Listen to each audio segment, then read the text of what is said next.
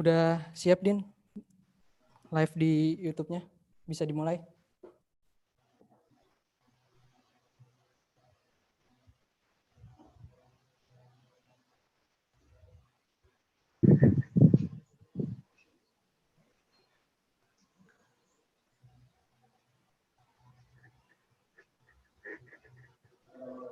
Langsung mulai nih, Bang.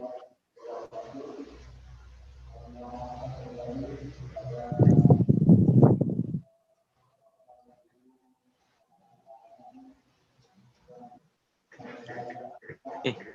Bismillahirrahmanirrahim. Assalamualaikum warahmatullahi wabarakatuh. Waalaikumsalam warahmatullahi wabarakatuh. Alhamdulillahirabbil alamin. Wa bihi nasta'inu 'ala umuri dunya waddin. Wassalatu wassalamu 'ala asrofil anbiya'i wal mursalin wa 'ala alihi wa sahbihi ajma'in amma ba'du. Segala puja, puji serta syukur kita senantiasa kita panjatkan kehadirat Allah Subhanahu wa taala yang senantiasa memberikan kita berbagai nikmat, baik nikmat sehat wal afiat, nikmat iman, nikmat Islam, serta nikmat waktu luang, hingga pada kesempatan kali ini kita masih dimudahkan oleh Allah Subhanahu wa taala dalam rangka mengikuti kegiatan yang bermanfaat. Salam serta salam tak lupa juga marilah kita sampaikan kepada junjungan kita, suri tauladan kita, baginda Nabi Muhammad sallallahu alaihi wasallam serta keluarganya, para sahabatnya, serta kita sebagai umatnya. Mudah-mudahan kita semua bisa selalu istiqomah dalam sunnah-sunnah dan ajaran beliau, hingga pada akhirnya kita dapat dipertemukan dengan beliau di surganya Allah kelak. Amin amin ya rabbal alamin. Ya, untuk membuka kegiatan kita pada pagi hari ini, alangkah baiknya mari kita sama-sama membuka dengan membaca basmalah. Bismillahirrahmanirrahim. Oke, sebelumnya perkenalkan, nama saya Herdiana. Pada kesempatan kali ini, saya diizinkan untuk menjadi MC sekaligus moderator yang akan memandu agenda kita pada pagi hari ini. Untuk menambah keberkahan kita pada kegiatan ini, alangkah baiknya kita buka dengan pembacaan tilawah Quran yang akan disampaikan oleh Saudara Yuski Arsanggi. Pada Saudara Yuski dipersilakan.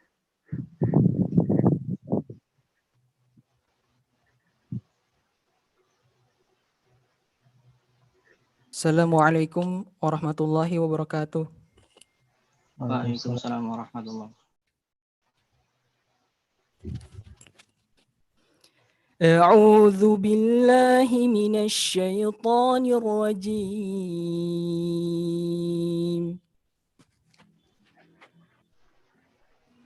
Bismillahirrahmanirrahim.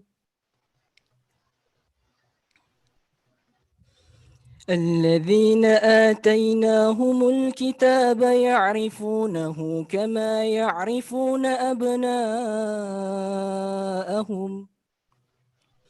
وإن فريقا منهم ليكتمون الحق وهم يعلمون الحق من ربك فلا تكونن من الممترين الحق من ربك فلا تكونن من الممترين ولكل وجهة هو موليها فاستبقوا الخيرات أينما تكونوا يأتي بكم الله جميعا إن الله على كل شيء قدير.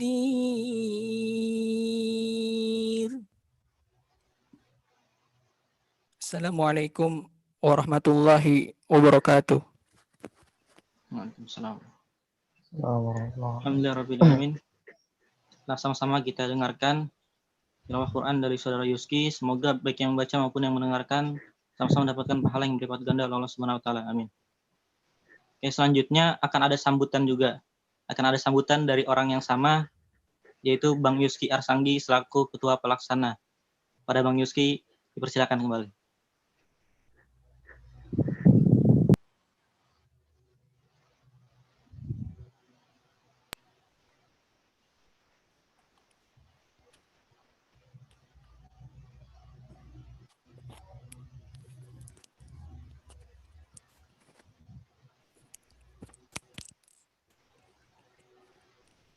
Bismillahirrahmanirrahim. Assalamualaikum warahmatullahi wabarakatuh. Waalaikumsalam warahmatullahi wabarakatuh. Alhamdulillahirabbil alamin wassalatu wassalamu ala asrafil anbiya wal mursalin wa ala alihi washabihi ajmain amma ba'du.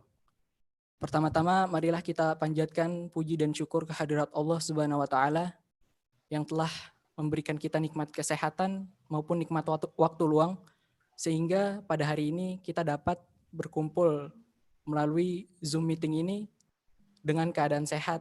Alhamdulillah. Semoga kita semua siap dengan hati maupun pikiran untuk menerima ilmu-ilmu atau kajian tentang tadabbur Al-Quran hari ini. Salawat serta salam tidak lupa kita haturkan kepada junjungan Nabi besar Muhammad SAW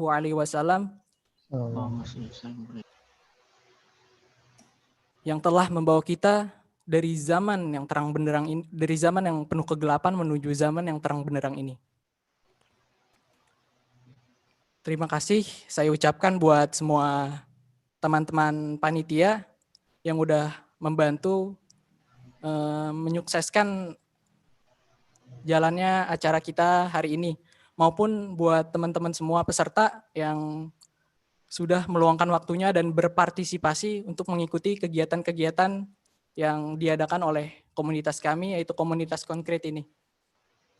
Seperti yang sudah kita laksanakan acara-acara, rangkaian acara sebelumnya seperti kelas tahfiz online, kelas talaki online, dan kemudian kita sampai pada acara yang terakhir, rangkaian acara terakhir ini yang kita adakan yaitu Tadabbur Al-Quran, yang insya Allah akan disampaikan oleh Ustadz Furqan Mubarak.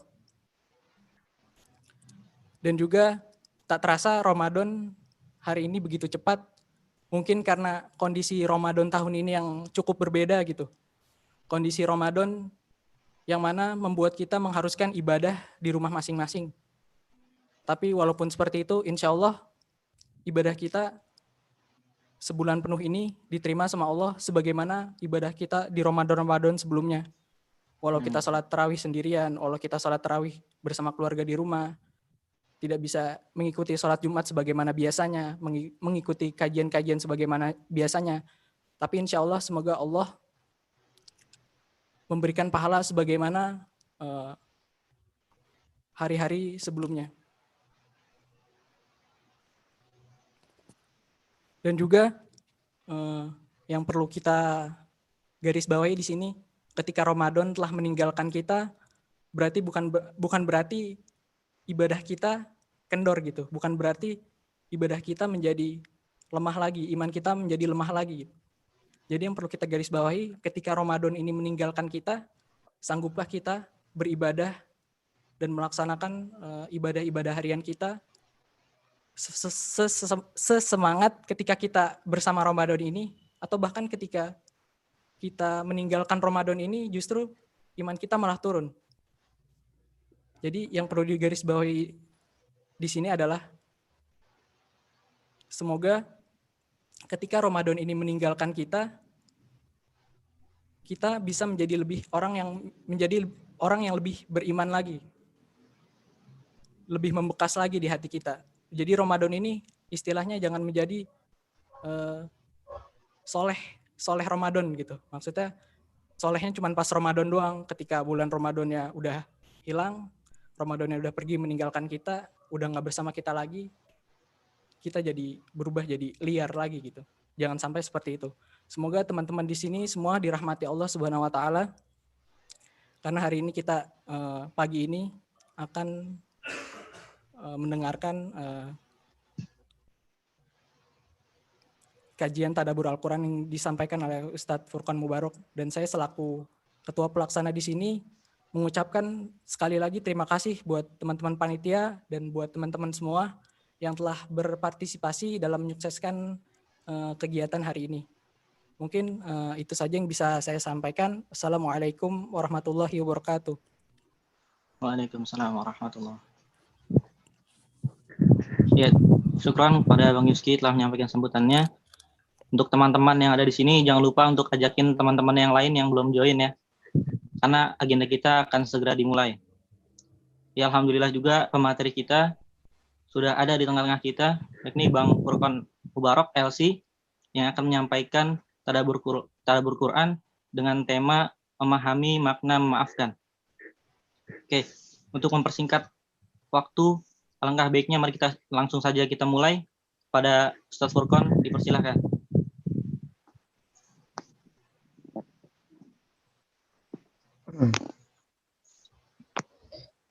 Baik, bismillahirrahmanirrahim. Assalamualaikum warahmatullahi wabarakatuh. Waalaikumsalam warahmatullahi wabarakatuh. Innal hamdalillah nahmaduhu wa nasta'inuhu wa nastaghfiruhu wa na'udzu billahi min syururi anfusina wa min sayyiati a'malina. May yahdihillahu fala mudilla lahu wa may yudlilhu fala hadiya lahu. Asyhadu an la ilaha illallah wahdahu la syarika lahu wa asyhadu anna Muhammadan abduhu wa rasuluhu la nabiyya ba'dah. Allahumma anfa'na bima 'allamtana wa 'allimna ma yanfa'una warzuqna 'ilman nafi'an ya rabbal alamin. Subhanaka la 'ilma lana illa ma 'allamtana innaka antal alimul hakim. Alhamdulillah pada pagi hari ini di Jumat yang kelima sekaligus Jumat terakhir di bulan Ramadan tahun ini ya. Jadi Ramadan tahun ini kita bertemu dengan 5 kali Jumat. Mudah-mudahan di hari 29 ini ya. Kemarin mungkin kita mendapatkan beberapa broadcast dari grup WhatsApp atau yang lainnya terkait dengan ketika malam ganjil terjadi pada malam Jumat ya. Wallahu a'lam, mungkin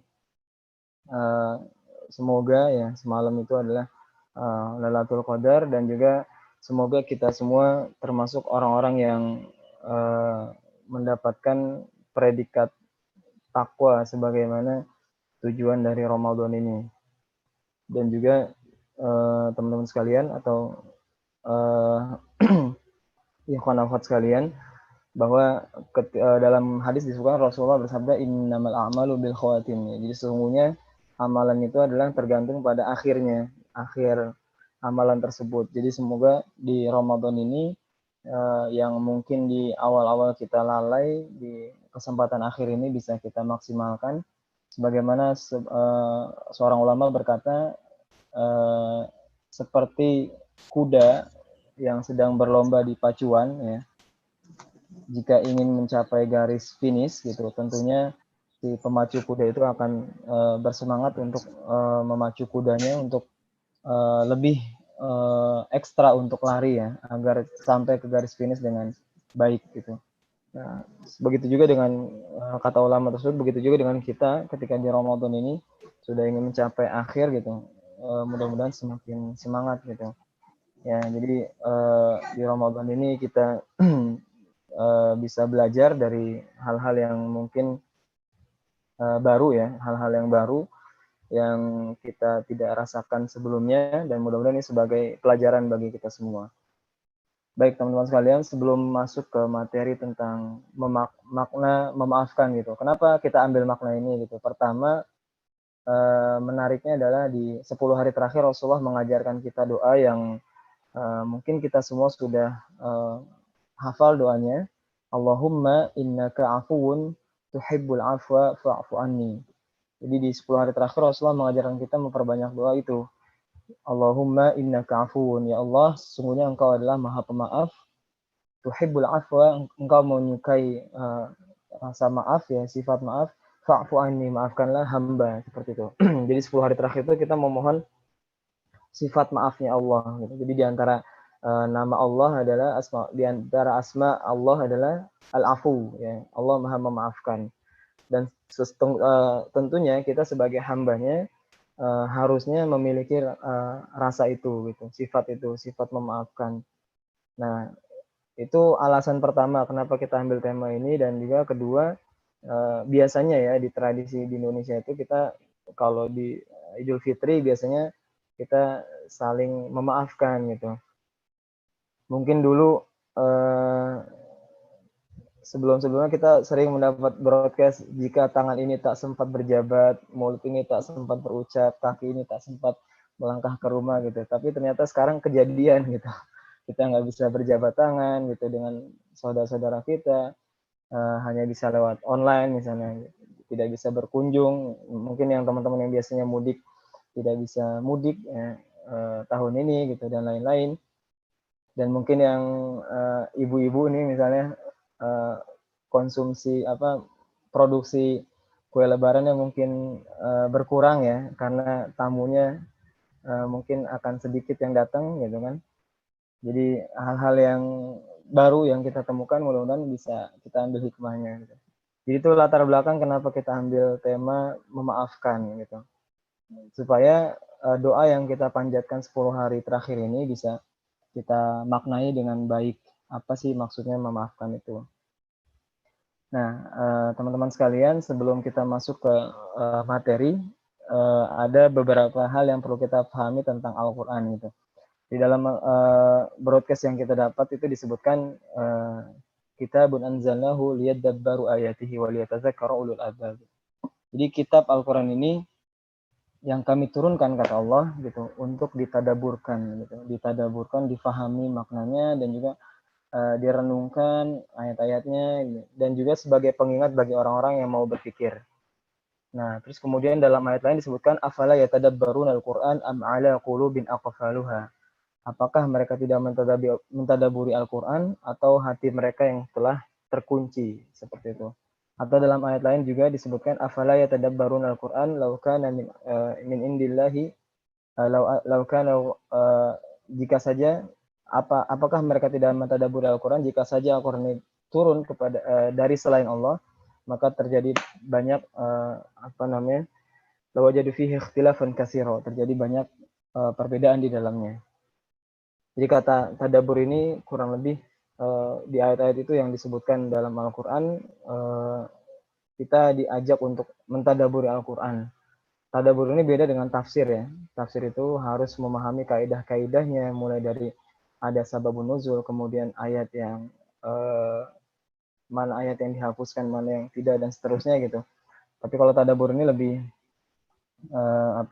lebih mudah untuk dilakukan buat kita yang belum memahami tafsir. Tentunya tidak dengan sembarang akal kita, tetap harus berdasarkan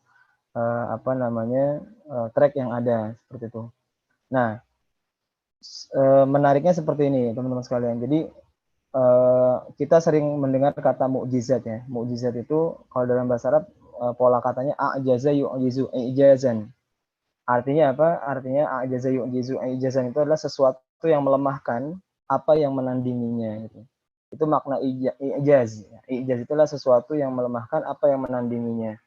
Jadi Allah memberikan mukjizat kepada beberapa rasulnya yang sudah kita ketahui bersama, diantaranya adalah misalnya Nabi Nuh membuat perahu yang besar, kemudian Nabi Musa mukjizat yang kita banyak ketahui misalnya tongkat berubah jadi ular, kemudian tangan mengeluarkan cahaya dan tongkat bisa membelah laut. Itu diantara mukjizat yang diberikan. Kemudian di Nabi Isa juga seperti itu, bisa mengobati penyakit dan lain-lain gitu. Jadi kalau kita lihat mukjizat-mukjizat rasul-rasul sebelumnya itu diturunkan berdasarkan kadar pemahaman kaumnya masing-masing, umatnya masing-masing. Gitu. Jadi kalau kita bandingkan ya, ini kan Al-Qur'an yang kita sering baca, yang kita sering pegang ini di setiap harinya, itu kan merupakan mukjizat terbesar yang Allah berikan kepada Rasulullah. Nah, kalau kita lihat mukjizat-mukjizat sebelumnya yang diberikan Allah kepada Rasulnya itu berdasarkan kadar pemahaman umat dan kaumnya gitu. Yaitu adalah sesuatu yang sifatnya berupa real, langsung dilihat, yang itu di luar nalar manusia, seperti itu. Kayak misalnya tongkat berubah jadi ular, laut bisa terbelah.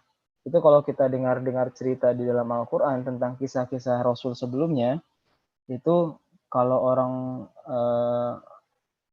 orang kafir ya dalam Al-Quran itu disebutkan mereka akan mengatakan kisah itu adalah asatirul awalin, hanya dongeng-dongeng belaka gitu, karena ya banyak yang tidak masuk akal bagi kita.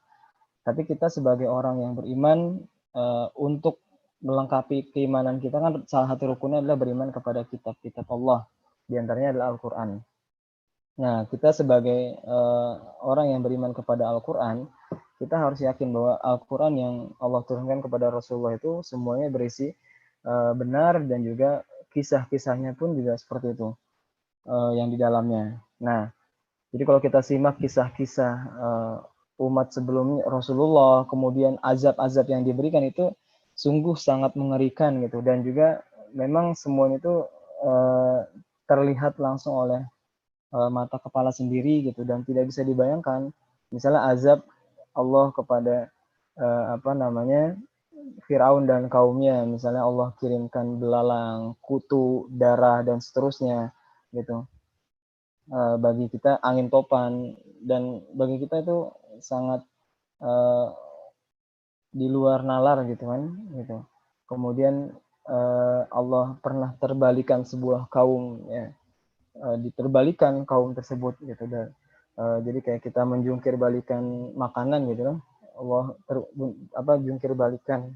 Kemudian Allah uji misalnya kaum Saba yang tadinya punya 2 kebun yang sangat rindang dan sangat subur gitu. Kalau disebutkan dalam sebuah penjelasannya, 2 kebun itu kalau kita bawa keranjang kosong nih di 2 tangan kita, kanan kiri, kita lewat kebun tersebut, jalan dari mulai masuk sampai keluar, pas keluar itu keranjang kita sudah penuh dengan buah-buahan. Itu saking suburnya kebun tersebut. Tapi karena mereka kufur, mereka tidak mau beriman kepada Allah, dan mereka kembali ke agama nenek moyangnya, menyembah matahari, Allah azab mereka gitu. Fabadalnahum bijannataini jannataini zawat ukuli khamtin wa aslin min sidrin. Ya, jadi Allah ganti 2 kebun yang subur itu menjadi 2 kebun yang nggak berbuah, dan kalaupun ada buahnya, buahnya pahit gitu. Dan itu Allah uji mereka dengan bendungan yang mereka agung-agungkan, disebabkan karena ada bendungan yang membuat subur kebun mereka. Itu bendungannya ini farsalna alaihim sailal arini gitu. Allah kirimkan banjir bandang kepada mereka. Jadi bendungan itu disebutkan dalam sebuah kisah jebol, bendungan itu jebol dan menghancurkan tempat mereka seperti itu. Begitu juga banyak ya beberapa azab-azab yang Allah berikan kepada kaum Aid, kaum Samud misalnya. Allah berikan angin kepada mereka selama 8 hari 7 malam, dalam surat Al-Haqqah disebutkan, karena mereka berdusta terhadap hari kiamat dan seterusnya. Nah, jadi kalau kita kembali lagi ke Al-Quran, makna ijaz itu adalah sesuatu yang melemahkan apa yang menandinginya. Jadi Al-Quran ini adalah mukjizat, salah satunya mukjizat yang masih aktif ya, maksudnya masa aktifnya masih berlaku walaupun Rasul yang diutus itu sudah wafat. Karena sebelum-sebelumnya itu kan mukjizat itu hanya berlaku selama Rasul yang Allah utus itu masih hidup ya, masih ada di zaman tersebut gitu.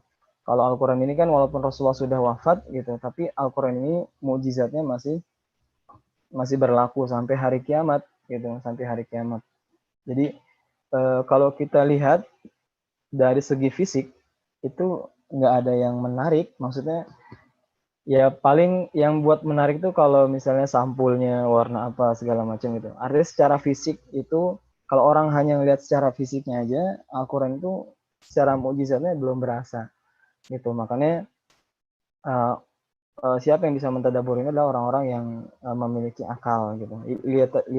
Waliyatadzakkaru ulul albab.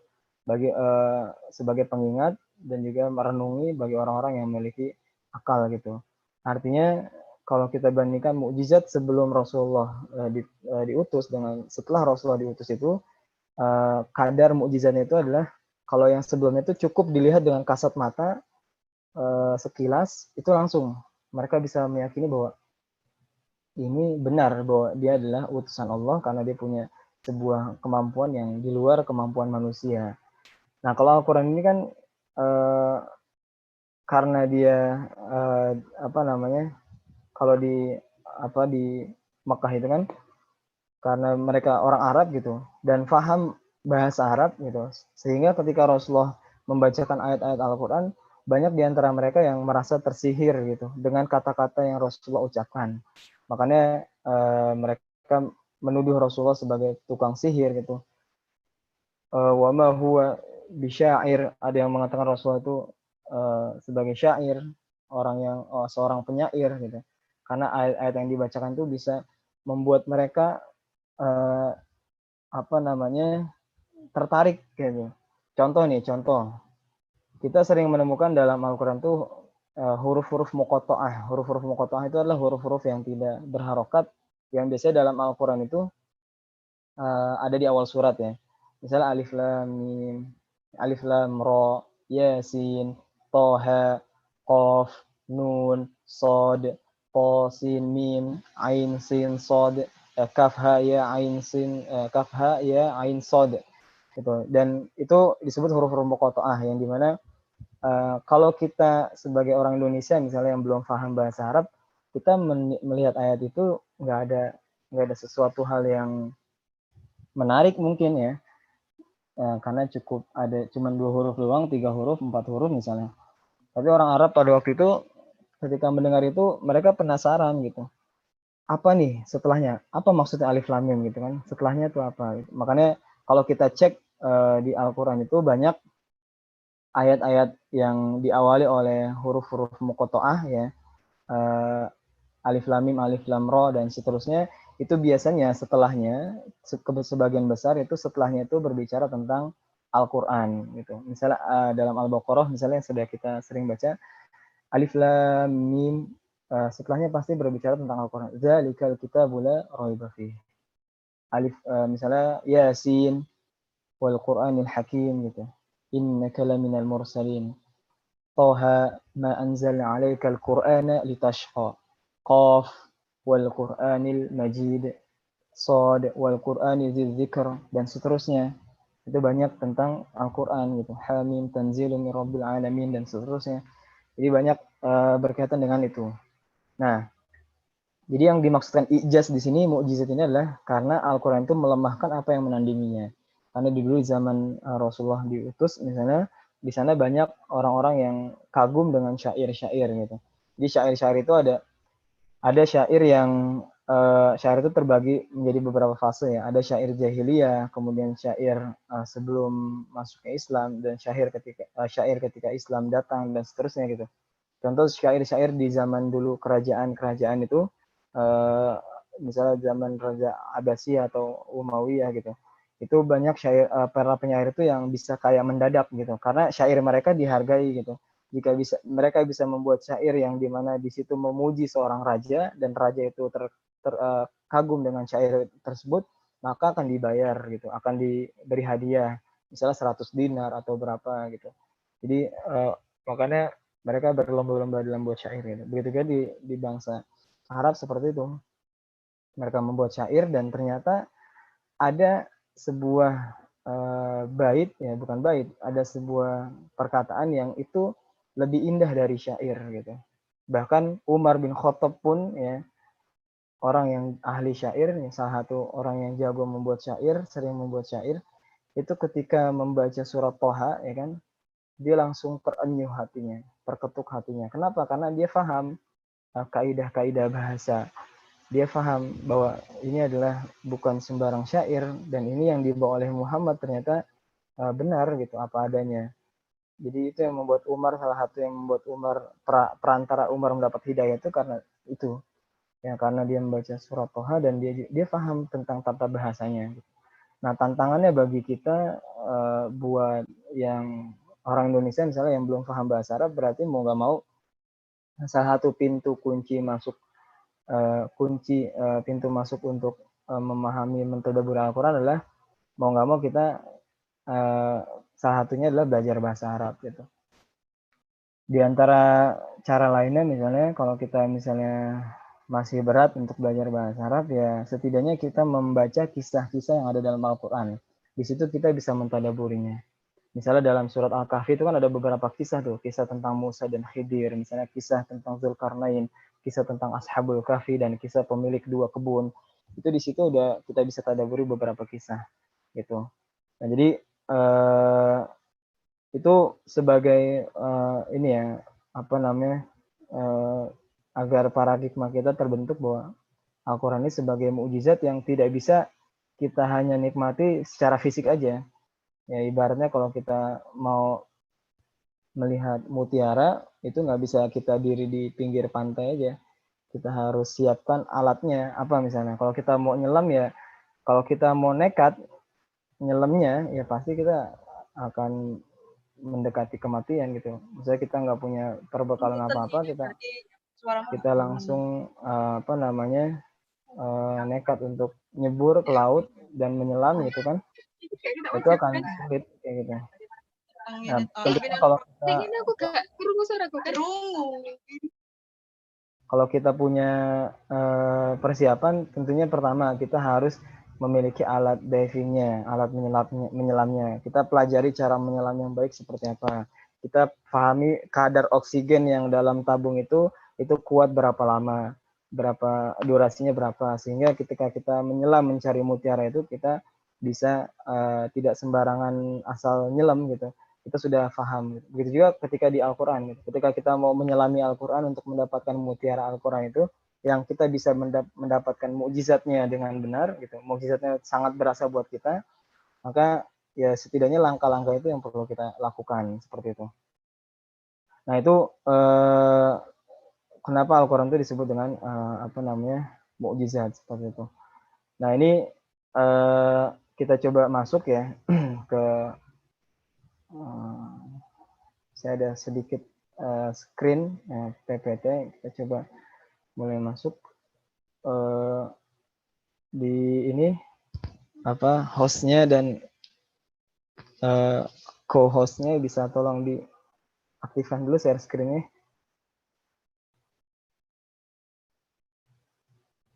Ya, bisa dicoba lagi. Belum bisa. Coba ya. Masih belum bisa.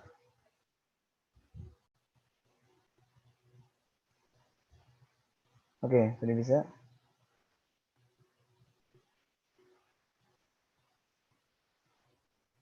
Ya, kita mulai masuk. Coba. Nah, jadi teman-teman sekalian, kita mulai masuk mencoba memahami makna maaf gitu. Nah, dari pertama di sini ada perkataan laisal hilmu ma kana halur ridha balil hilmi ma kana halul ghadab. Jadi kata Ali radhiyallahu anhu, beliau mengatakan sifat santun dan pemaaf itu sebenarnya makna afu di sini kan kalau maaf itu kalau di bahasa Arabnya al-afu ya, al-afu. Kalau al-hilm ini halim itu lebih ke sifat santun. Jadi beda antara halim dan afu gitu. Nah, kita kata Ali bin Abi Thalib gitu, sifat santun dan pemaaf ini bukan yang ada saat kita dalam keadaan ridho, dalam keadaan rela gitu. Karena itu gampang ya dilakukan. Kita dalam keadaan santun dan maaf itu dalam keadaan kita rela dan dalam keadaan kita tidak sedang marah itu gampang dilakukan.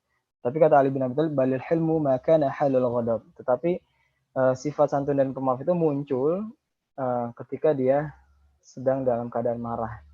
Nah, disinilah kita diuji ya, apakah kita benar-benar memiliki rasa maaf tersebut. Gitu. Kemudian akhlak yang paling utama seorang mukmin adalah memberi maaf. Ini kata Hasan Al-Basri rahimahullah. Di akhlak yang paling utama seorang mukmin adalah memberi maaf.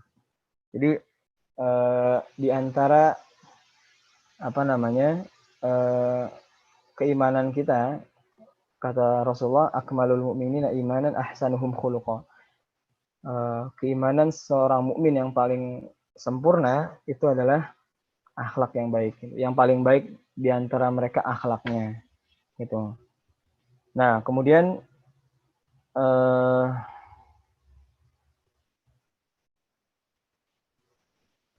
nah ini di antara apa namanya kalau dalam kamus ini maaf itu artinya al-hilmu huwa an ta'fu amman zalamaka wa an tadfa' as-sayyi'ata bil hasanah.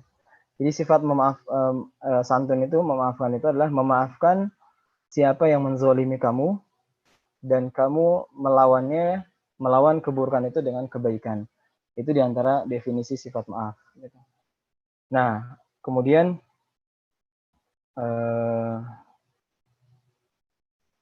Ini diantara nama baik Allah yang tadi saya sebutkan adalah Al-Afu. Itu adalah Maha memaafkan. Dalam sebuah ayat nama ini bersanding dengannya. Itu adalah An-Nisa ayat 43. Innahu kana afuwan ghafura. Jadi sesungguhnya Allah itu Maha Pemaaf dan juga Maha Pengampun.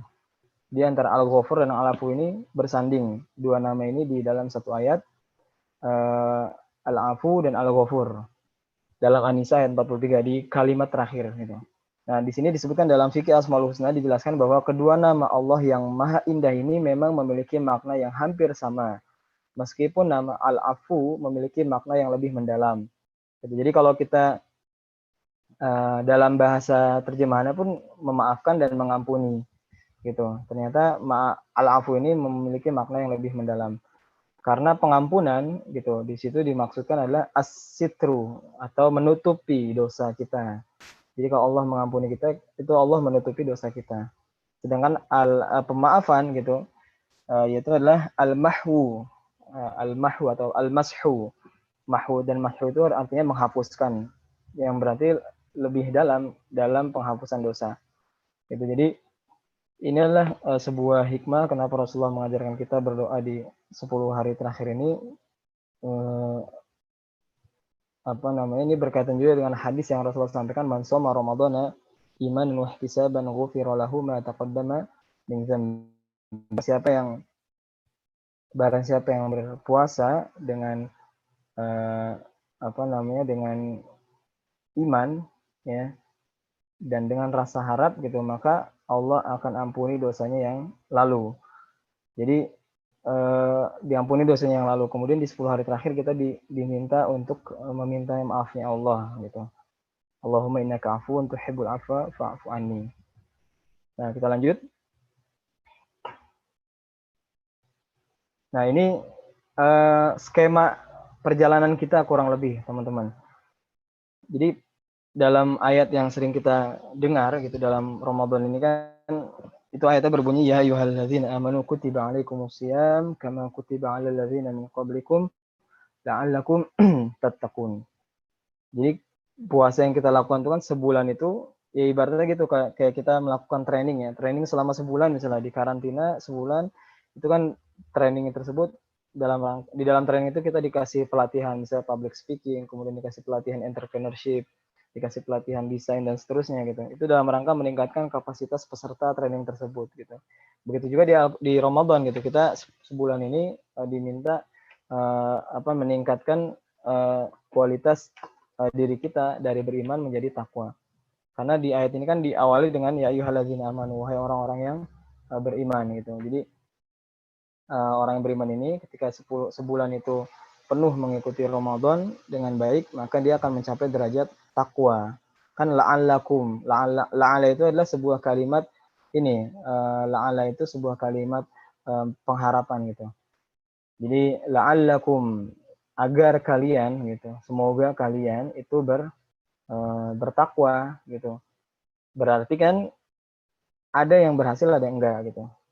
Jadi kalau kita ikut training juga kayak gitu, pesertanya ada yang sesuai dengan harapan panitia dan juga ada yang tidak ada perubahan misalnya. Nah, orang yang berpuasa itu kalau kita sebulan ini menjalankan dengan baik, maka akan menjadi la'allakum tattaqun.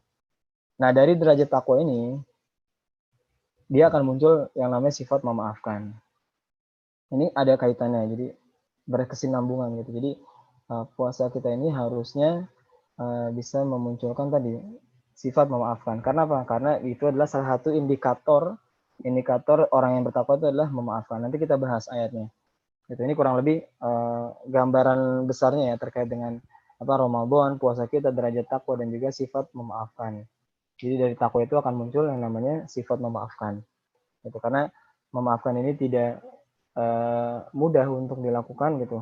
Bahkan nanti kita lihat kisahnya Abu Bakar sekalipun itu pernah tidak memaafkan seseorang karena telah memfitnah anaknya Aisyah radhiyallahu anha.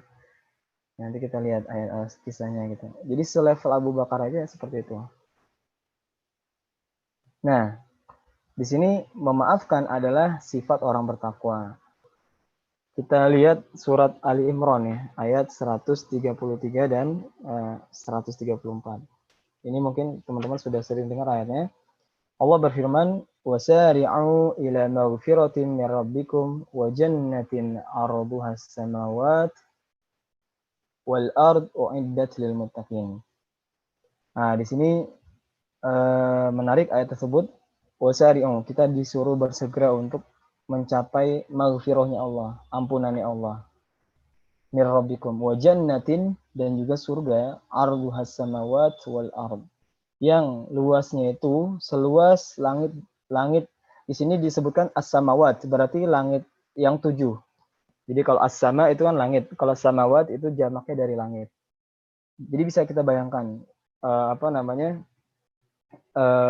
luas langit dan bumi itu, langit-langit yang 7 dan bumi itu surganya seluas itu. Dan itu apa kata Allah, u'iddat lil muttaqin, disediakan bagi orang-orang yang bertakwa. Siapa mereka? Nah, ciri-ciri orang yang bertakwa di sini ini sangat mudah kita dapatkan, atau bukan, walaupun tidak mudah, berpotensi besar ya untuk kita bisa lakukan semua ciri-ciri tersebut itu di bulan Ramadan. Mengapa? Karena di bulan lain belum tentu. Ini akan sulit gitu. Kita lihat ciri-cirinya. Pertama, alladzina yunfiquna fis sarra'i wad dharra. Jadi orang yang bertakwa di sini ciri-cirinya adalah mereka yang menginfakkan hartanya dalam keadaan lapang maupun sempit gitu.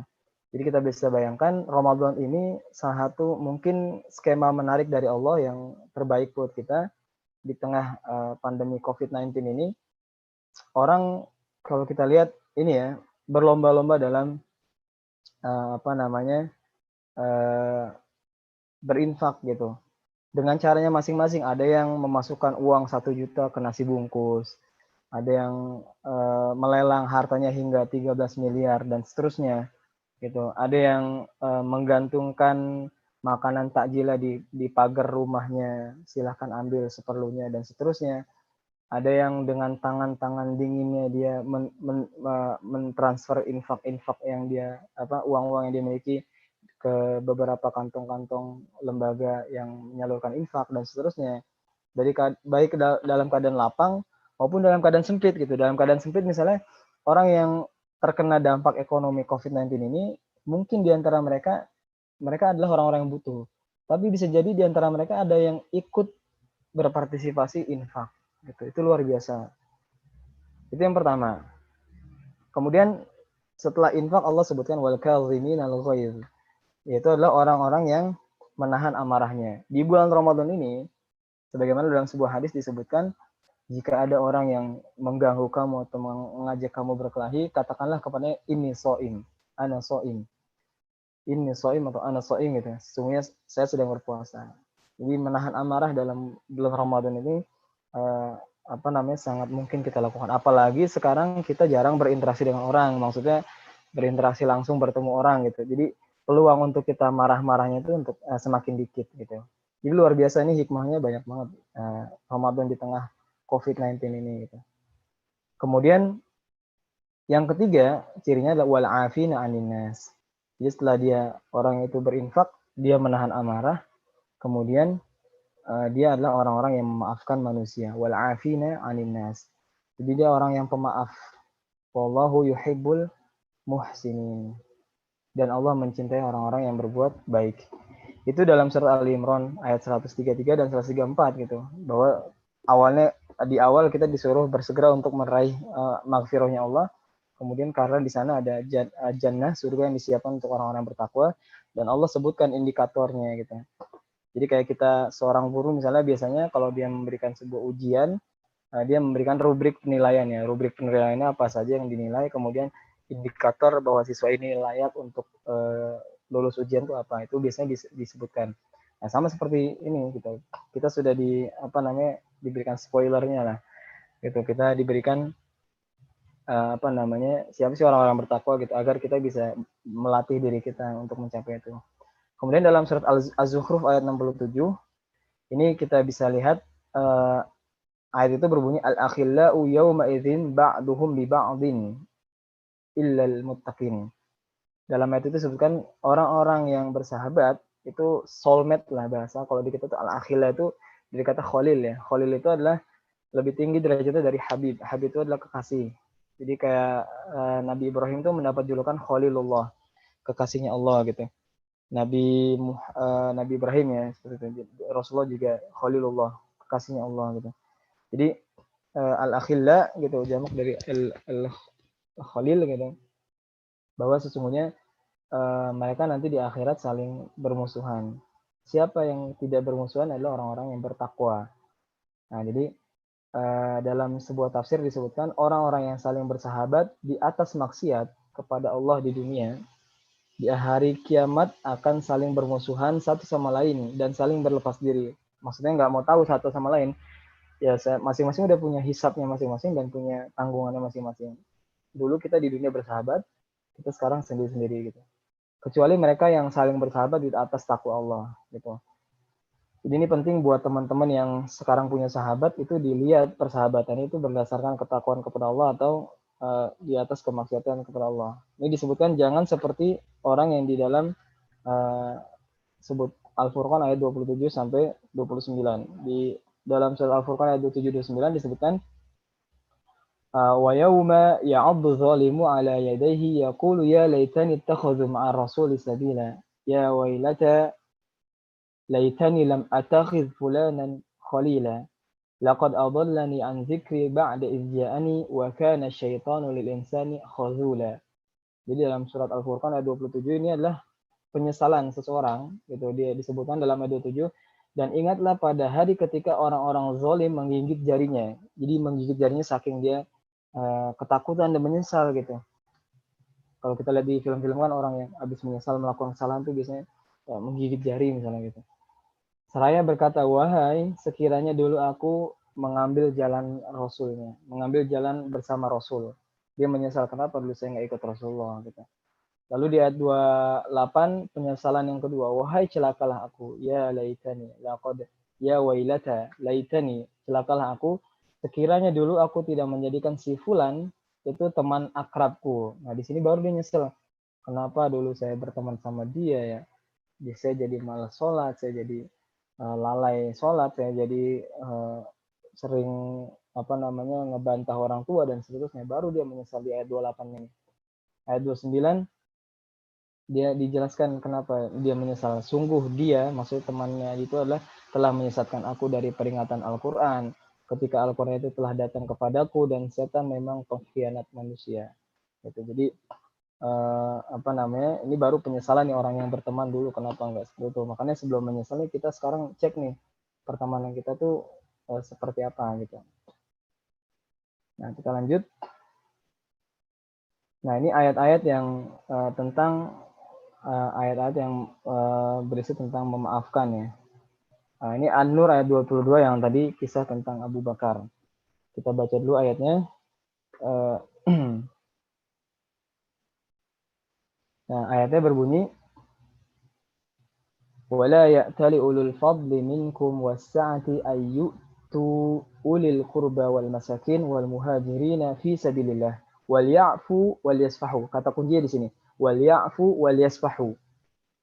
أَلَا تُحِبُّونَ أَنْ يَغْفِرَ اللَّهُ لَكُمْ وَاللَّهُ غَفُورٌ رَحِيمٌ. Dalam ayat 22 disebutkan, dan janganlah orang-orang yang mempunyai kelebihan dan kelapangan di antara kamu bersumpah bahwa mereka tidak akan diberi bantuan kepada kerabatnya dan orang-orang miskin dan orang-orang hijrah di jalan Allah. Jadi janganlah orang-orang yang punya kelapangan rezeki dan keuangan itu jangan sampai mereka bersumpah gitu untuk tidak memberi bantuan kepada kerabatnya, orang-orang miskin dan orang-orang yang berhijrah di jalan Allah. Dan waliyafu waliyasfahu, dan hendaklah mereka memaafkan dan berlapang dada. Jadi kuncinya di sini. Memaafkan dan berlapang dada. Ini kisah surat ini adalah untuk Abu Bakar. Nanti kita lihat kisahnya gitu. Jadi ala tuhibbuna ayyaghfirallahu lakum. Di sini ada sebuah ini ya, sebuah pertanyaan yang di mana bahasa kita emang nggak mau kalau Allah mengampuni dosa kamu gitu. Kenapa sih nggak harus memaafkan orang lain gitu? kan kamu sendiri pengen kalau dosanya diampuni Allah gitu, bahasanya gitulah gitu. Apakah kamu tidak suka bahwa Allah mengampunimu gitu? Sesungguhnya Allah Maha Pengampun dan Maha Penyayang. Nah, dalam tafsir Ibnu Katsir dijelaskan bahwa apa namanya, di ayat ini ya, ayat ini adalah jadi kalau teman-teman pernah mendengar kisah hadisul ifki ya, hadisul ifki itu adalah kisah kebohongan yang dimana Aisyah pernah dituduh berzina dengan seorang sahabat ya, dimana ketika ada rombongan Aisyah paling belakang gitu kan, dan ada salah seorang sahabat yang apa namanya menjadi tim ini ya, tim sweeper ya, yang paling belakang yang mengecek apakah ada yang ketinggalan atau enggak gitu. Ternyata ada Aisyah gitu. Dan ketika datang berdua itu kan orang-orang rame tuh di situ. Banyak yang menuduh dan akhirnya Allah turunkan ayat yang dimana di situ mensucikan Aisyah, artinya membuktikan bahwa itu adalah tuduhan tersebut tidak benar. Jadi ayat ini diturunkan berkenaan dengan sahabat yang bernama Abu Bakar radhiyallahu an, Abu Bakar As-Siddiq. Kita tahu bahwa Abu Bakar adalah orang yang keimanannya sangat luar biasa gitu. Bahkan kata Rasulullah, jika keimanan seluruh umat di dunia ditimbang dan dengan keimanan Abu Bakar itu baru setengahnya. Baru setengahnya keimanan Abu Bakar. Itu luar biasa. Jadi poinnya adalah gini, ini sekelas Abu Bakar aja pernah merasakan pernah tidak memaafkan orang gitu. Nah, berarti kita yang belum ada apa-apanya dibandingkan Abu Bakar, berarti kan sering ya, atau banyak merasakan hal ini, tidak memaafkan orang, susah memaafkan orang lain dan seterusnya. Jadi ayat ini diturunkan berkenaan dengan sahabat Abu Bakar radhiyallahu anhu. Dalam tafsir Ibnu Katsir ya disebutkan ketika dia bersumpah, ya Abu Bakar bersumpah nih, bahwa dia tidak akan memberikan bantuannya kepada Mistah ibnu Asah. Mistah ibnu Asah itu yang tadi yang dia memfitnah putrinya, putri Abu Bakar, Aisyah radhiyallahu anha itu terkait dengan hadis apa namanya, kisah hadisul ifki tadi. Untuk selamanya. Jadi dia bersumpah tidak akan memberikan bantuan kepada Mistah ibnu Asah itu selamanya. Hal ini terjadi setelah Mistah mengatakan hal-hal yang buruk terhadap putrinya, yaitu adalah Aisyah, seperti yang telah disebutkan dalam kisah itu. Nah, setelah Allah menurunkan wahyu yang membersihkan diri Aisyah, dia ada ayat konfirmasi, klarifikasi dari Allah terkait dengan Aisyah, sehingga hati Aisyah menjadi tentram. Dan Allah menerima taubat orang-orang yang membicarakan berita bohong itu dari kalangan kaum mukmin. Lalu ditegakkan had gitu, sebuah hukuman kepada sebagian dari mereka yang berhak menerimanya. Maka perkataan Allah ini itu beralih kepada sahabat Abu Bakar yang memerintahkan kepadanya agar berbelas kasih kepada kerabatnya. Artinya mencabut sumpahnya tadi. Itu adalah kepada Mistah ibnu Asah. Mistah ibnu Asah adalah anak bibi sahabat Abu Bakar. Jadi anak dari bibi Abu Bakar gitu. Berarti sepupu ya, sepupunya berarti. Ya. Kemudian Mistah itu adalah orang yang miskin gitu. Dia tidak berharta kecuali apa yang dia terima dari uluran bantuan sahabat Abu Bakar ini. Jadi dia sering dikasih bantuan sama Abu Bakar gitu. Ya. Jadi dia nggak, orang yang miskin, dia hanya dapat bantuan dari Abu Bakar. Mistah juga salah seorang dari kaum muhajirin yang berjihad di jalan Allah, tetapi dia terpeleset dan melakukan suatu kesalahan. Kemudian Allah menerima taubatnya dan telah menjalani hukuman had yang harus diterimanya akibat kesalahan itu. Sahabat Abu Bakar adalah seorang yang bijak lagi dermawan. Dia suka menginfakkan hartanya, memberikan bantuan baik kepada kerabatnya maupun orang lain. Jadi kerabat itu karena masih kerabat sepupunya, jadi dia seperti itu. Sampai dia bersumpah tidak akan memberikan bantuan lagi kepada Mistah. Lalu Allah berikan teguran semacam ayat ini ditujukan kepada Abu Bakar gitu. Ala tuhibbu ayyaghfirallahu lakum? Apakah kalian tidak ingin bahwa Allah itu mengampuni kalian gitu?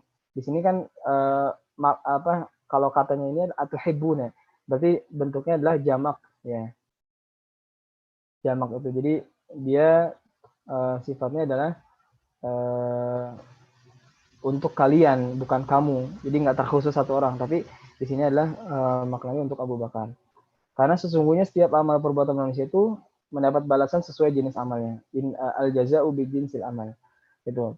Sebagaimana engkau mengampuni dosa orang yang berdosa kepadamu, maka Allah pula mengampuni dosa-dosamu. Sebagaimana kamu memaafkan, maka Allah maafkan kamu pula. Seperti itu. Maka pada saat itu Abu Bakar berkata, jadi langsung dia mencabut janjinya. Dia berkata, benar maksudnya dia ingin Allah itu mengampuni. Demi Allah, sesungguhnya kami suka bila engkau memberi ampunan kepada kami, wahai Allah. Kemudian Abu Bakar kembali memberikan nafkah bantuan kepada Mistah sebagaimana biasanya. Untuk itu Abu Bakar berkata, demi Allah, ya, aku tidak akan mencabutnya selama-lamanya. Jadi ini adalah perkataan yang bertolak belakang dari yang tadi sumpah yang dilakukan oleh Abu Bakar. Sumpah yang pertama kan Abu Bakar dia tidak akan memberikan bantuan kepada Mistah selama-lamanya. Lalu diklarifikasi kata tersebut dengan kata ini. Gitu. Demi Allah, aku tidak akan mencabut selama-lamanya. Mencabutnya maksudnya untuk mencabut bantuan itu. Gitu. Jadi mengimbangi perkataan yang tadi. Ya, jadi ini luar biasa teman-teman sekalian bahwa di situ disebutkan falyafu waliyasfahu. Di situ ada sifat memaafkan Abu Bakar sekaligus berlapang dada. Gitu. Jadi luar biasa apa yang dilakukan oleh Abu Bakar. Kemudian di dalam surat Asy-Syura ayat 40.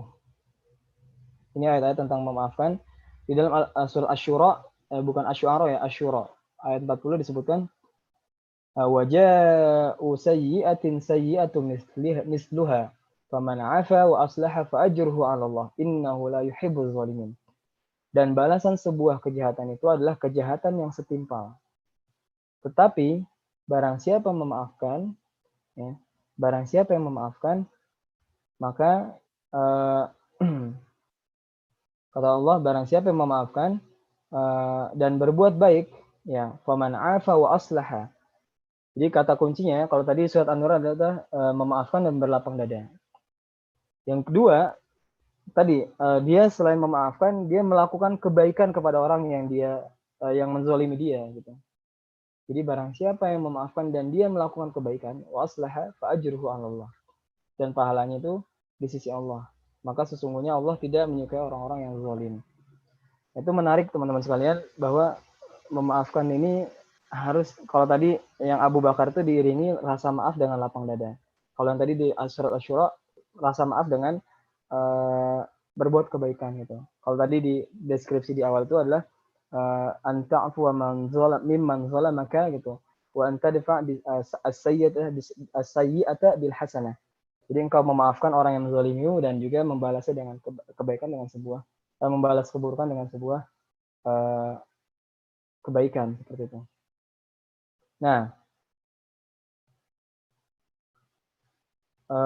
berikutnya adalah, nah ini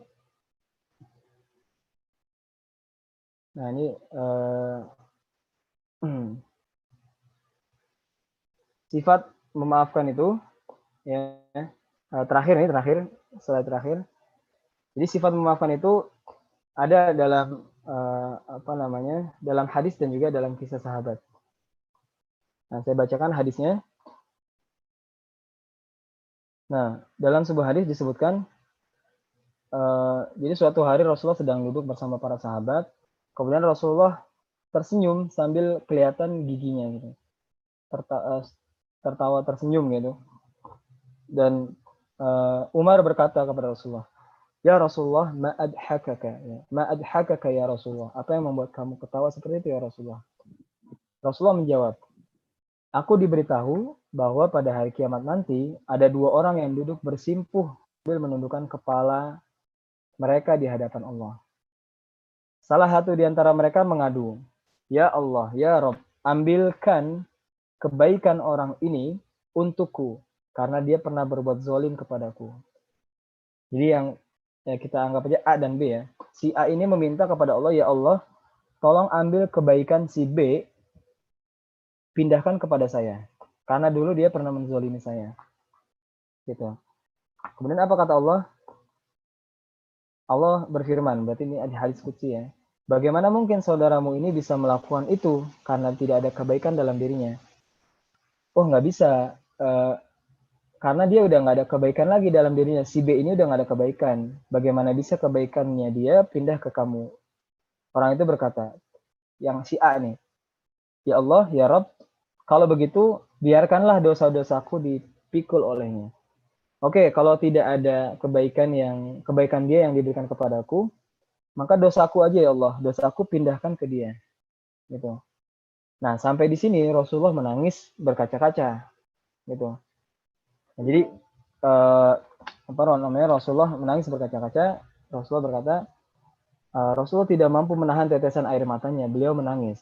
Lalu Rasulullah berkata, hari itu adalah hari yang mencekam, di mana setiap manusia ingin agar ada orang lain yang memikul dosa-dosanya. Nah, ini pelajaran buat kita teman-teman sekalian, bahwa ketika kita berbuat kesalahan kepada orang yang kita tidak kenal, kita selalu mohon kepada Allah agar semoga Allah memaafkan kita. Karena apa? Karena bisa jadi dia nanti di akhirat menuntut gitu, menuntut untuk mengambil haknya dari kita.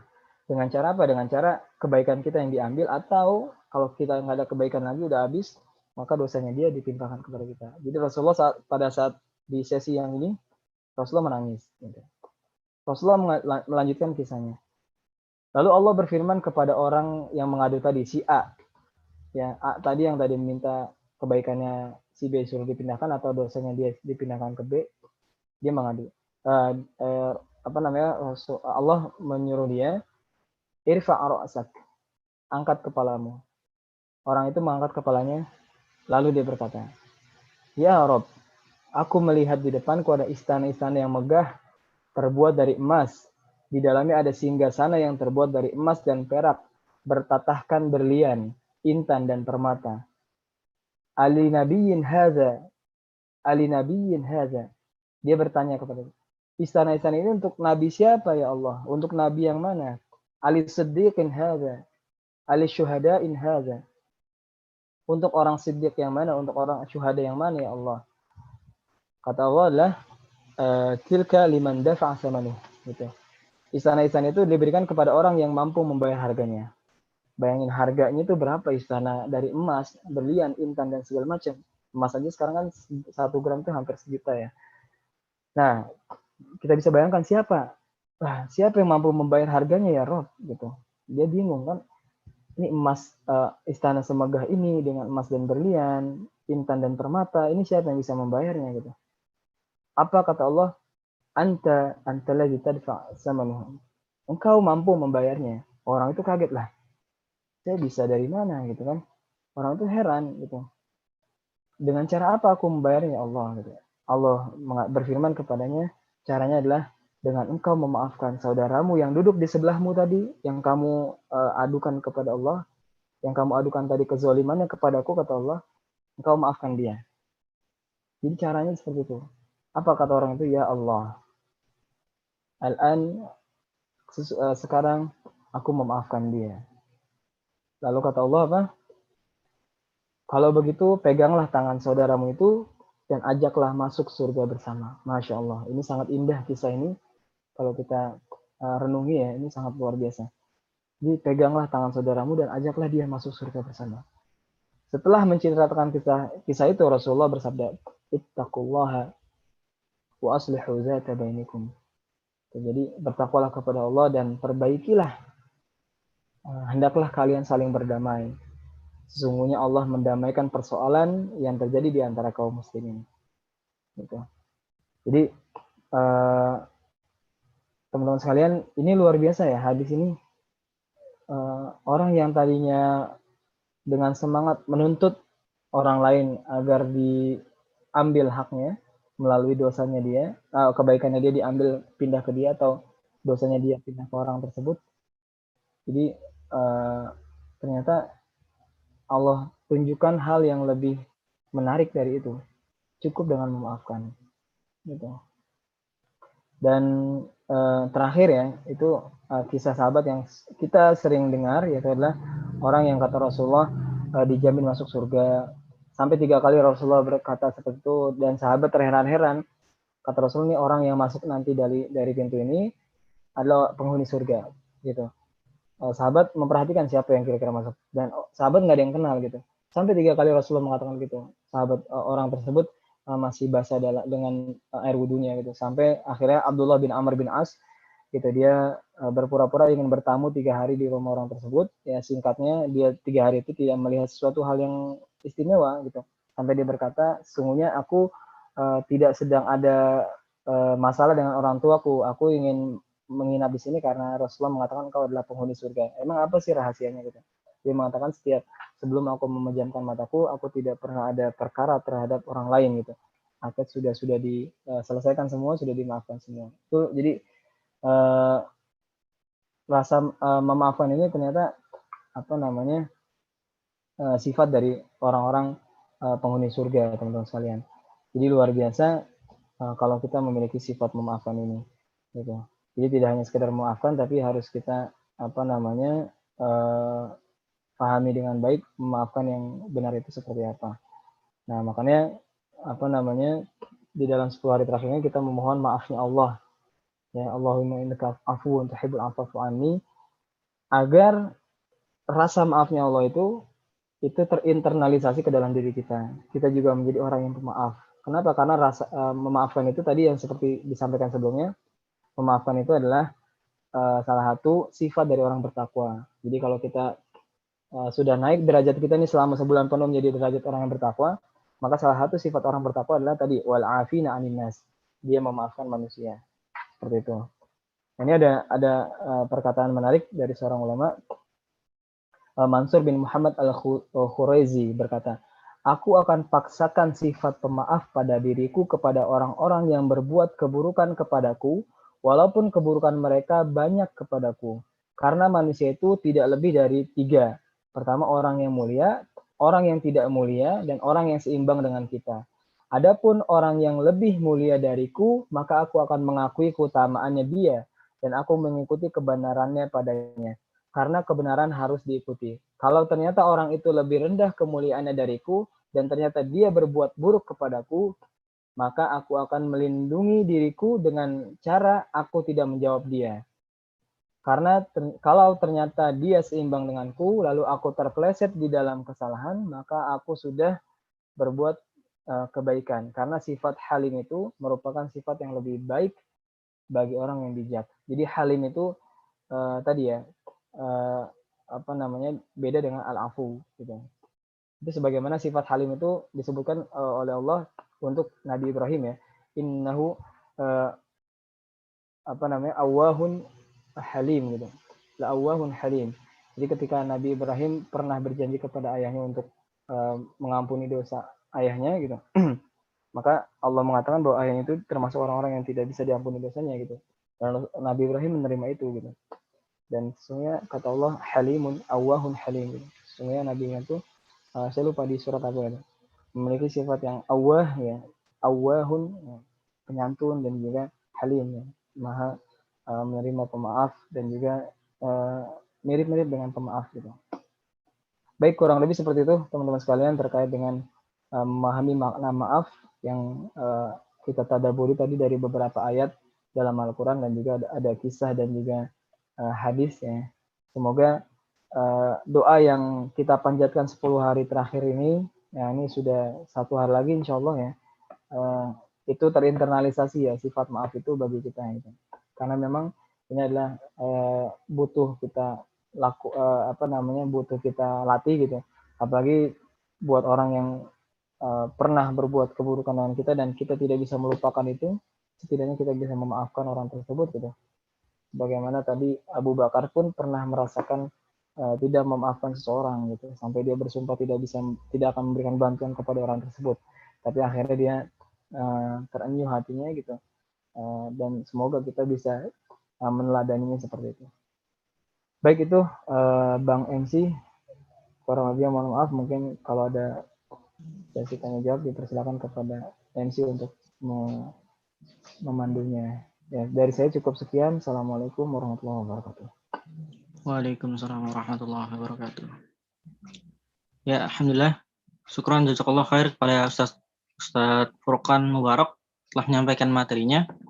Sekarang kita buka sesi tanya jawab.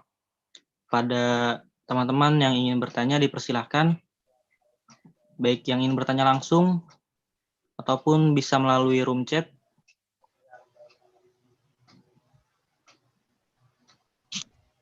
Waktu kita masih cukup panjang, jadi insya Allah masih bisa tertampung gitu untuk banyak pertanyaan.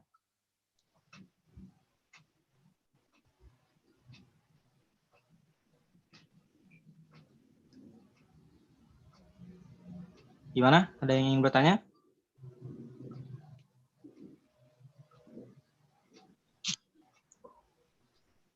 Oke, FYI aja ya, use for information gitu.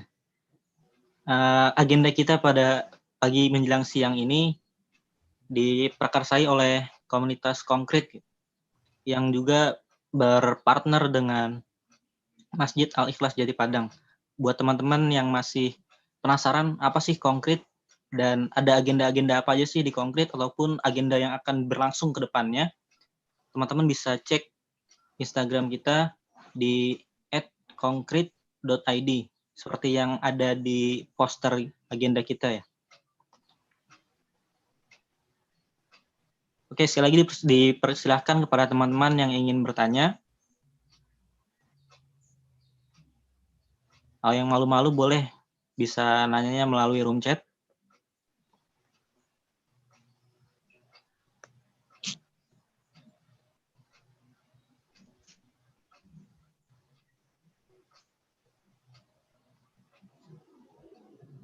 Gimana nih, kayaknya udah pada paham semua nih. Wah, alhamdulillah ada nih. Dari Ahmad. Assalamualaikum Ustaz. Waalaikumsalam. Silakan kepada Ahmad.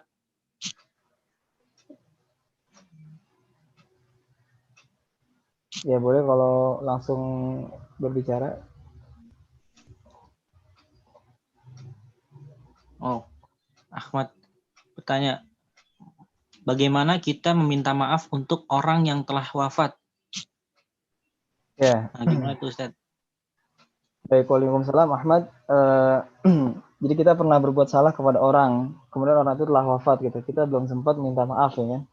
Itu gimana gitu? Yang pertama kita banyak berdoa kepada Allah gitu. Semoga Allah memaafkan semua kesalahan kita, baik kepada orang yang kita kenal ataupun kepada orang yang tidak kita kenal gitu. Jadi dan semoga tadi kita bermohon kepada Allah Subhanahu wa taala agar orang tersebut ya, itu kan dalam hadisnya itu apa namanya?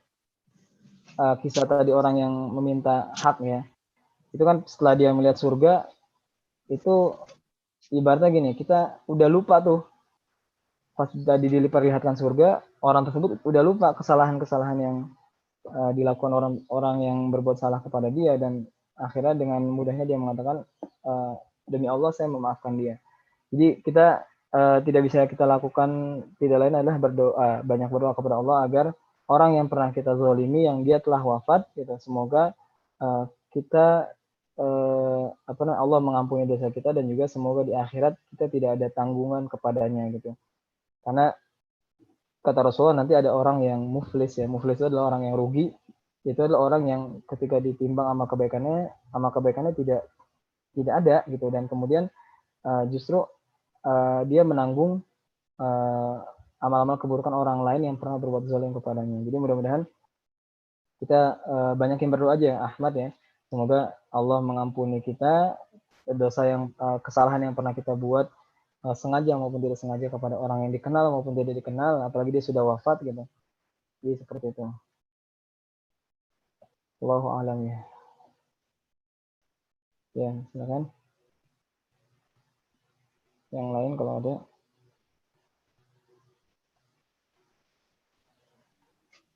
Banyak nih. Yang kedua dari masih ingin diteruskan nih Ustaz dari Ahmad tadi. Oh ya. Berarti kita tidak perlu minta maaf kepada keluarga dari orang yang telah wafat tersebut ya, gitu. Ya itu kalau kalau dia memang orang yang dikenal boleh silakan. Kalau dia dikenal dan dia tahu keluarga di mana gitu, itu sampaikan juga maaf saya dulu pernah punya salah gitu. Jadi semoga karena sebenarnya kan ini jatuhnya pribadi gitu. Karena nanti di pengadilan itu keluarganya nggak ada ikut campur. Karena itu adalah langsung kepada orang yang bersangkutan gitu. Jadi kalau mau sebagai ikhtiar nggak apa-apa, dicoba supaya kita lebih lega ya kalau kita kenal keluarganya itu. Tapi tetap kita berdoa semoga orang yang bersangkutan itu nanti tidak ada sangkutan kepada kita di akhirat gitu.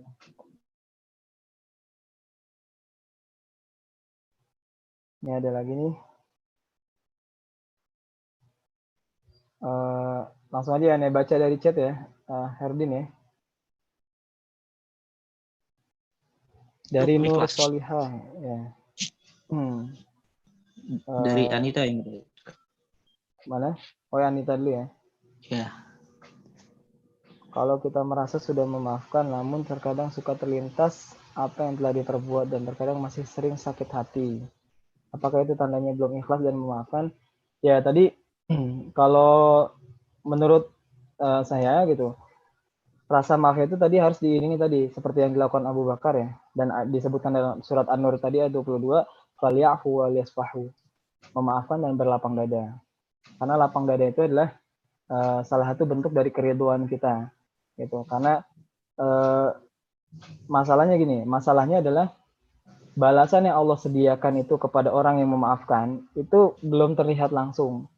Kalau terlihat langsung seperti yang disampaikan di hadis tersebut, itu insya Allah kita tidak akan ini ya, apa maksudnya, insya Allah kita akan cepat move on dari kesalahan orang tersebut gitu. Jadi kalau tadi memang manusiawi gitu, kita pernah udah maafin sih, tapi masih terkadang sampai ke bawah mimpi gitu, kita masih ada rasa sakit hati gitu. Apakah belum ikhlas ya? Berarti itu belum lapang dada gitu. Jadi memaafkannya belum lapang dada. Karena kalau sudah lapang dada, insya Allah ya sudah ditawakalkan aja kepada Allah, dimaafkan gitu.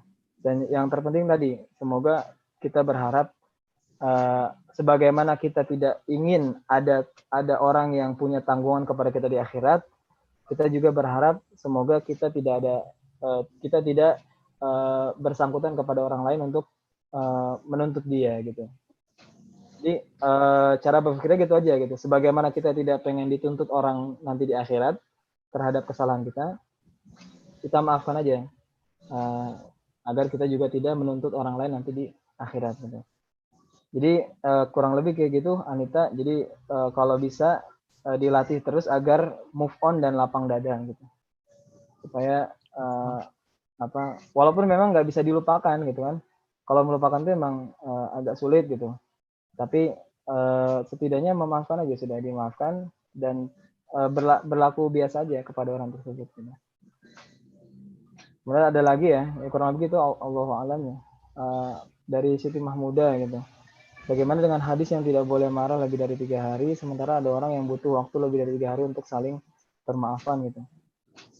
Ya, jadi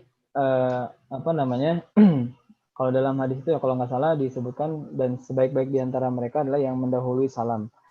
Gitu. Dan kalau bisa, Anda belum tahu nih rahasia kenapa Rasulullah menyebutkan 3 hari itu ya. Dan mungkin karena kalau berkelanjutan itu bisa jadi dengki dan juga perbuatan jadi sifat buruk lainnya gitu. Dan salah satunya kan kalau kita menyimpan sesuatu yang tidak baik itu kan itu bisa lama-lama khawatirnya menyebar di dalam hati kita dan itu menjadi penyakit hati. Jadi memang baiknya dicoba dilatih karena ini memang berat gitu. Supaya tadi harapannya sih kalau lebih dari 3 hari itu khawatirnya itu penyakit hati lainnya itu malah bermunculan kembali gitu, atau malah ada penyakit hati lainnya yang bersarang. Kita ada konflik dengan orang lain, sudah 3 hari kita tidak maafkan, khawatir setelah 3 hari itu ada konflik baru yang datang yang dimana makin sulit kita untuk membersihkan hati kita gitu. Jadi kalau bisa langsung dilatih, langsung coba memaafkan aja gitu, dan dimaafkan dan kita berharap semoga tidak ada tanggungan nanti di akhirat seperti itu. Oke, kan ada yang kelewat tuh Ustaz, yang Nur Solihah pertanyaannya di atasnya Siti Mahmudah. Oh ya.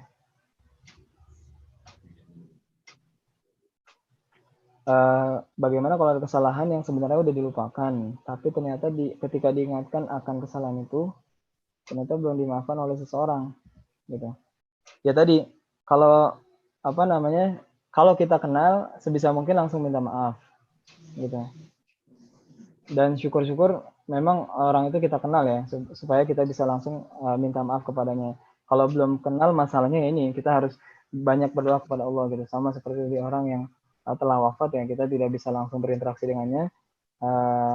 Jadi kalau misalnya belum dimaafkan oleh seseorang tersebut dan kita kenal, langsung aja kita coba kontak ya. Kalau masih ada kontaknya, kita coba cari, kita maafkan dulu. Oh iya, dulu pernah nih, kan misalnya di SMA pernah berbuat kesalahan, terus baru ingatnya pas kuliah gitu, ketemu teman yang lain, dulu kan lu pernah berbuat salah sama dia gitu. Udah pernah minta maaf? Oh iya, belum pernah gitu.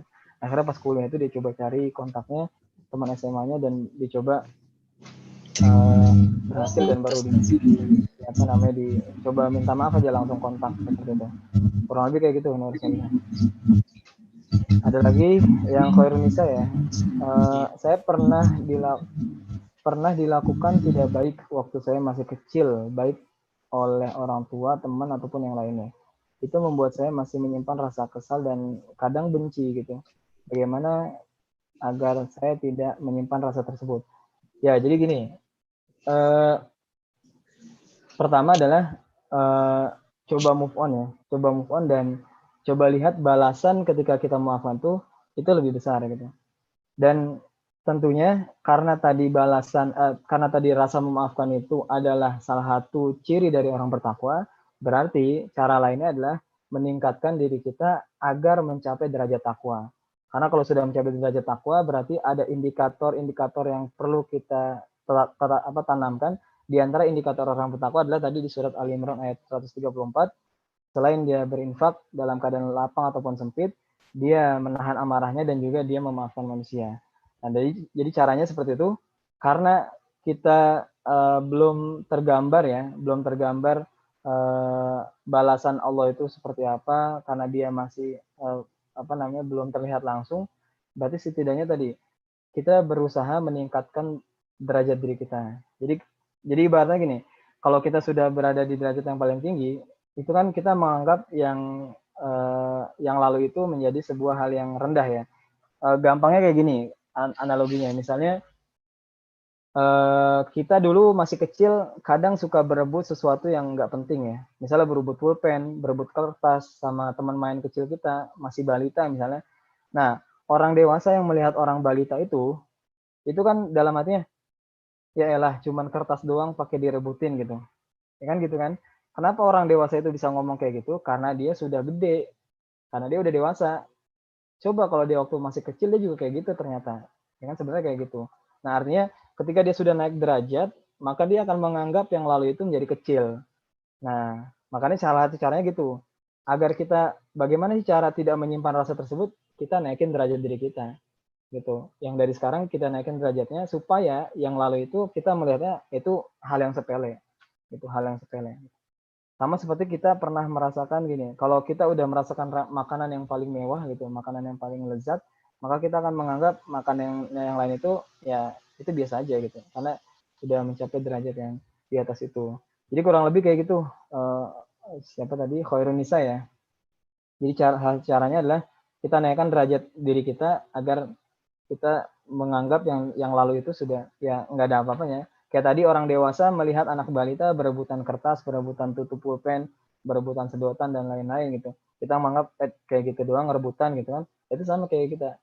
Kayak kita dulu kecil juga gitu. Ya.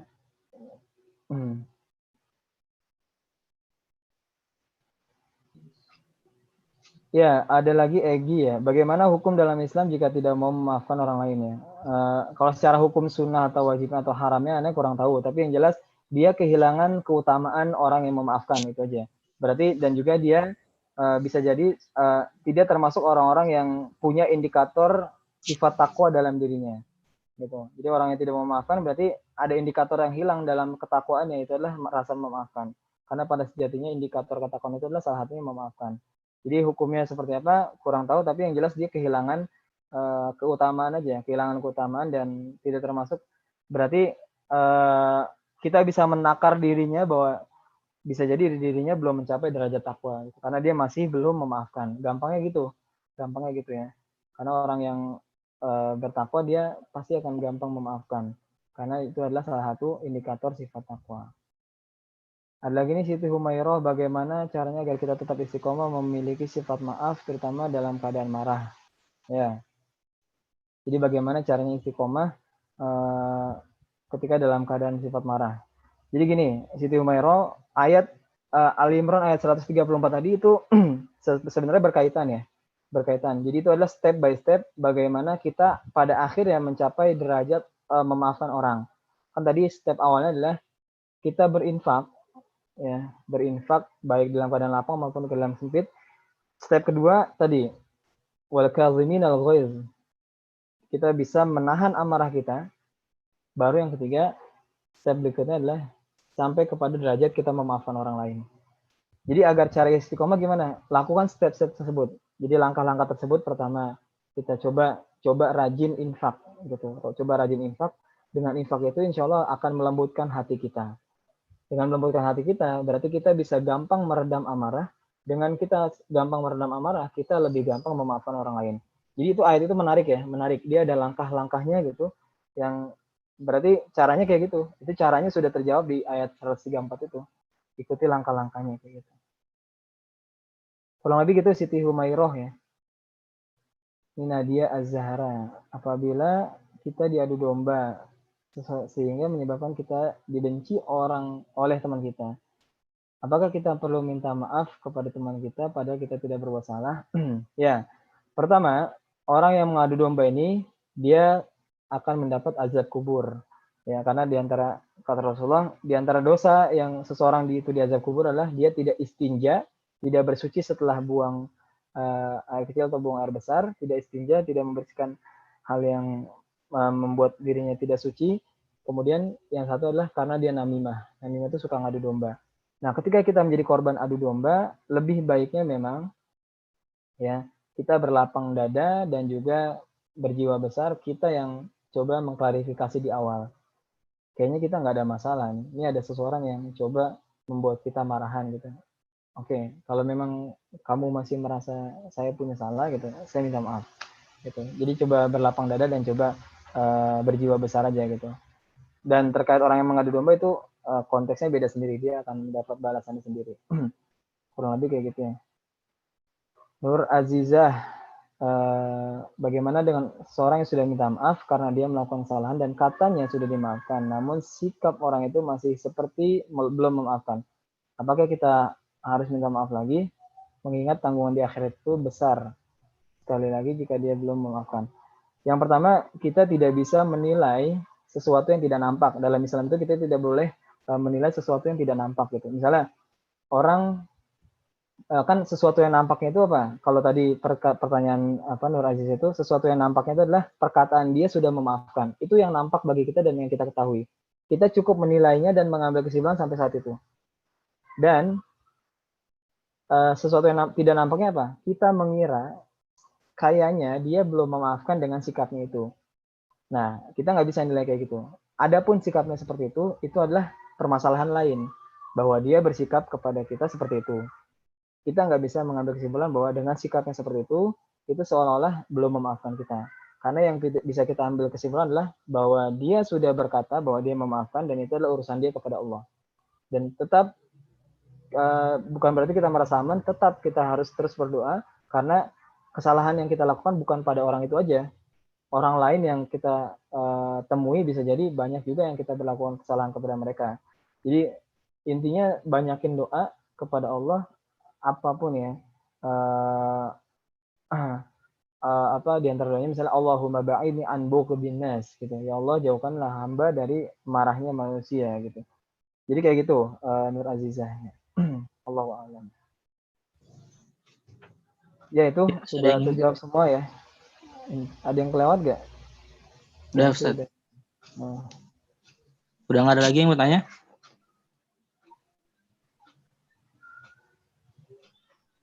Kita cukupkan saja, Ustaz. Boleh kalau nggak ada lagi. Ya. Oke. Alhamdulillahirrahmanirrahim. Terima kasih kepada Ustadz Furqan Mubarak telah menyampaikan materi pada siang hari ini dengan tema memahami makna memaafkan. Telah banyak tadi kita ambil tentang memaafkan disampaikan oleh Ustadz Furqan, dan semoga untuk kedepannya, terkhusus lagi di luar bulan Ramadan nanti, kita bisa menjadi pribadi yang lebih baik, yang mencapai derajat takwa, yang mempunyai sifat pemaaf, kemudian bisa berlapang dada gitu. Semoga apa-apa sih yang telah disampaikan kepada Ustadz Furqan dapat kita implementasikan di kehidupan kita selanjutnya. Amin, amin, rabbal alamin. Sekali lagi terima kasih kepada Ustadz Furqan dan kepada teman-teman semua yang sudah menyempatkan waktunya untuk menuntut ilmu di sini bareng-bareng. Semoga kita bisa selalu istiqomah juga dalam menuntut ilmu gitu. Dan sekali lagi ada iklan gitu. Para teman-teman yang masih penasaran tentang komunitas konkret ini bisa dicek di Instagram kita @konkret.id. Di sana nanti teman-teman akan menemukan informasi-informasi terkait konkret maupun agenda kedepannya yang akan kita laksanakan. Oke, kurang lebihnya mohon maaf dari saya. Wassalamualaikum warahmatullahi wabarakatuh.